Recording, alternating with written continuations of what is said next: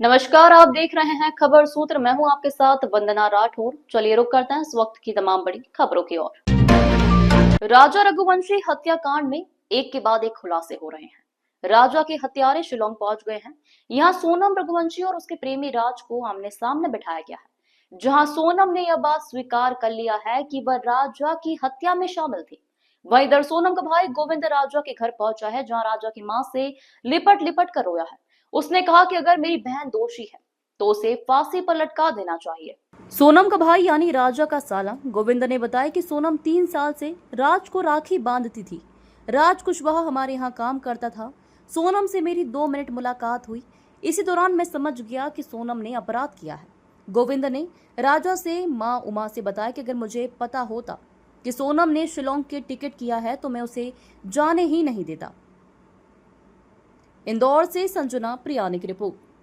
दोषी माना है सोनम ने अपने? नहीं, सोनम ने अपने आप को दोषी नहीं माना है। बातचीत हुई, बातचीत कुछ भी नहीं हुई है। उनसे दोषी नहीं माना है उनने अपने आप को। क्या बोले?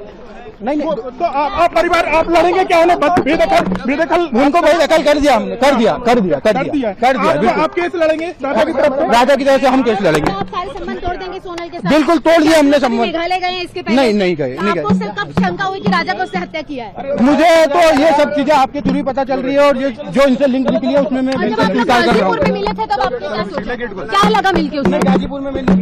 चलो हो गया। भाई गाड़ी कैसे निकलेगी? गोविंद भैया से मैंने पूछा कि तुम सोनम से मिले थे कि नहीं मिले थे, पहले तो मेरे को ये बताओ। तो उन्होंने बोला कि मम्मी मैं सोनम से मिला था 3 मिनट के लिए। तो मैंने बोला कि उसको मारा क्यों नहीं तुमने? तो बोले मारने का मौका ही नहीं दिया, पुलिस और मीडिया इतनी सारी थी वहाँ पर।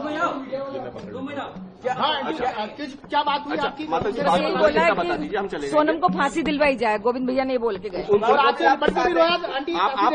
आप गोविंद को माफ कर रहे हैं? आप उनको लगता है कि वो राजा के लिए दुखी थे। वो राजा के लिए दुखी थे, सोनम के लिए दुखी नहीं है वो। गोविंद की कोई गलती माता जी आपको? गोविंद की कोई गलती